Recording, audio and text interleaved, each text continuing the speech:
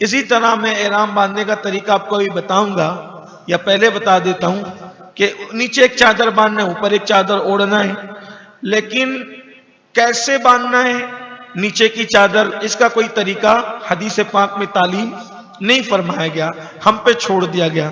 اگر آپ چاہیں تو جیسے لنگی باندھتے ہیں ویسے باندھ لیں، یا جو طریقہ علماء نے بتایا ہے میں آپ کو بتاتا ہوں، آپ اس کو بغور دیکھیں، پھر آپ اس کو گھر پہ جا کر پریکٹس کر سکتے ہیں۔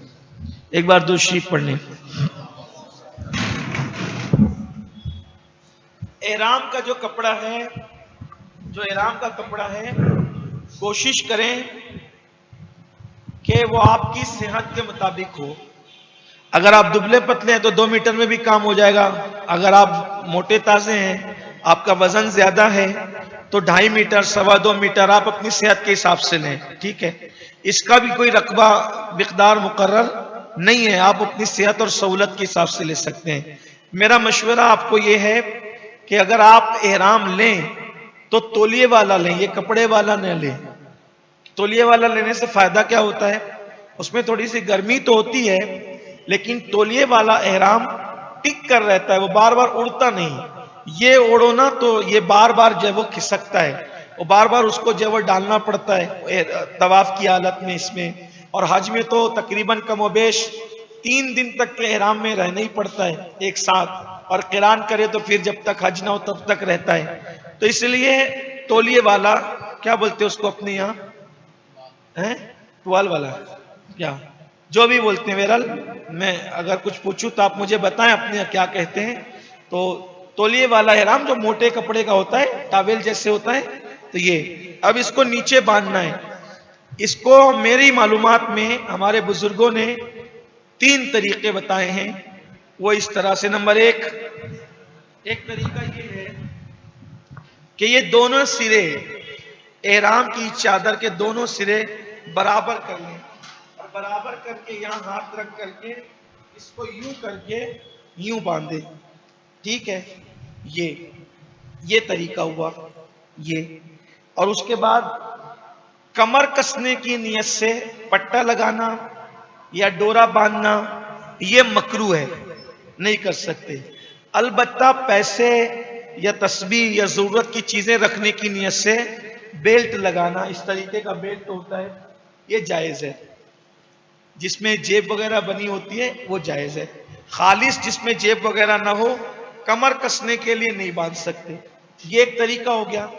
دوسرا طریقہ یہ ہے کہ اس کو اس طریقے سے باندھا جائے کہ ایک سرا دائیں طرف کا جو ہے وہ زیادہ بڑا کر لیں، دوسرا سرا اپنے صحت کے حساب سے اس طرح ڈالیں، اور اس کو اس طریقے سے ڈال کر یوں کر کے باندھ لیں۔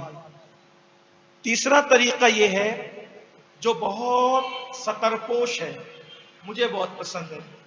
ایک طریقہ یہ ہے کہ آپ جو ہے وہ احرام کی چادر کو اس طریقے سے لے لیں، اس طرح سے، ٹھیک؟ اور یہ کرنے کے بعد جو یوں ہوتا ہے اس کو یوں کر لیں، ایسے۔ عام طور پہ میرا طریقہ، یعنی زیادہ تر میں اسی طرح سے باندھتا ہوں۔ اس کی حکمت یہ ہے کہ اگر اس طرح ہم باندھتے ہیں تو کیسے بھی بیٹھیں، کیسے بھی چلیں، تو اس میں جو ہے وہ بے ستری ہونے کا خوف نہیں ہوتا اس طرح باندھنے میں۔ ایک طریقہ اور بتا دیتے ہیں کہ آپ جیسے لنگی باندھتے ہیں، لیکن اس میں جب آپ چلتے ہیں تو معاذ اللہ ایسا لوگوں نے کہا مجھے کہ جب لوگ اپنے انداز سے اس کے علاوہ باندھتے ہیں تو چونکہ کہیں ان کو دوڑنا ہوتا ہے صفا مروہ پر بھی، کہیں تیز چلنا ہوتا ہے، جب ہم کعبے کا طواف کرتے ہیں 3 چکر کے شروع میں، ہمیں جب اکڑ کر کے پہلوانوں کی طرف چلنا پڑتا ہے رمل کی حالت میں، تو اس وقت تیز چلنے کی وجہ سے جب وہ اڑتا ہے نا تو لوگوں کی رانیں تک نظر آتی ہے۔ استغفر اللہ۔ اب یہ تو عام حالت میں بھی حرام ہے رانیں، کیونکہ ناف سے لے کر گھٹنے تک کا حصہ کسی بھی اجنبی کا دیکھنا دکھانا حرام ہے، اور حرم کے اندر اگر کوئی ننگا ہو۔ اسی طرح جب احرام باندھے، تھوڑی سی اس کی احرام باندھے تو اس طریقے سے آپ باندھیں کہ یہ ناف کے اوپر ہونا چاہیے. احرام جب آپ باندھیں یہ ناف کے اوپر ہونا چاہیے. کچھ لوگوں کا پیٹ بڑا ہوتا ہے تو وہ کیا کرتے ہیں, وہ ناف کے نیچے ہی باندھتے ہیں. ناف بھی دکھ رہی ہوتی ہے, پیٹ بھی دکھ رہا ہوتا ہے حالت احرام میں, اور وہ چادر اوپر ڈال لیے ہوتے ہیں تو ان کو کچھ احساس بھی نہیں ہوتا. حالانکہ یہ حرام ہے, حرام ہے. جو لوگ بھی اتنا حصہ اس کا دیکھیں گے وہ بھی گنہگار ہوں گے, یہ بھی, اور لوگ آرام سے گھوم رہے ہوتے ہیں. یہ اچھی چیز نہیں ہے. تو ناف کے اوپر باندھا کریں, کیونکہ ناف سے لے کے گھٹنے تک کا حصہ احناف کے نزدیک ستر عورت ہے, جس کا دیکھنا اور دکھانا حرام ہے. اس طرح باندھیں. پھر بیلٹ لگا لیں. یہ اب بیلٹ آپ نے لگا لیا, آپ دیکھیں کیسے بھی بیٹھیں گے, ایسے ہی بیٹھیں گے, ایسے دیکھیں تو یہ کیسے بھی چلیں گے تو آپ کی ٹانگیں نہیں دکھے گی. اس کے بعد آپ اس کو یوں باندھ سکتے ہیں بیلٹ کو. بیلٹ آپ لے لیں. یہ جیب جس کی آپ کو کام میں آئے گی پیسے رکھنے کے لیے اور تسبیح وغیرہ رکھنے کے لیے, ٹھیک ہے. اور اوپر کی چادر اس طریقے سے اوڑھ لیں.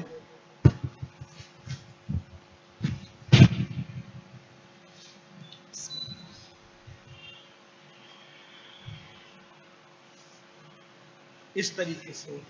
یہ بعض لوگ کیا کرتے ہیں, اس کو اس طریقے سے اوڑھتے ہیں, ایسے ہی گھومتے رہتے ہیں ایئرپورٹ پر, ایسے ہی نماز پڑھتے ہیں, اسی طرح سے جو ہے وہ حج بھی کرتے ہیں, ارکان بھی ادا کرتے ہیں. حالانکہ اس طرح سے اگر آپ احرام رکھ کر نماز پڑھیں گے تو آپ کی نماز ہوگی ہی نہیں, نماز ہی نہیں ہوگی. تو اس لیے یہ جو کندھا کھلا رکھنے کا حکم ہے وہ صرف طواف میں ہے, اور وہ بھی طواف میں, اس طواف میں ہے جس طواف کے بعد آپ کو صفا مروہ کی صحیح کرنا ہے بس, وہ بھی صرف حالت طواف میں کھولنا ہے. اس کے علاوہ ہمیشہ آپ کو کندھا ڈھک کر کے رکھنا ہے. بات سمجھ میں آ گئی؟ اس طریقے سے اب آپ نے چادر باندھ لی, جو وہ دونوں چادریں باندھ لی. آپ ہیں کہاں؟ ایئرپورٹ پر. اب آپ نفل نماز پڑھ لیں احرام کی نیت سے. جب بھی احرام کی نیت کرنا ہو نفل نماز پڑھ لیں. نفل نماز جب پڑھیں تو لوگ ایسے کھلے سر پڑھتے ہیں, حالانکہ آپ کو سر پہ چادر ڈال لینا چاہیے اور چادر ڈال کر کے 2 رکعت نفل نماز پڑھیں. اور جب نفل نماز پڑھے تو ہو سکے تو پہلی میں قل یا ایھا الکافرون اور دوسری میں قل ھو اللہ شریف پڑھ لیں, ٹھیک.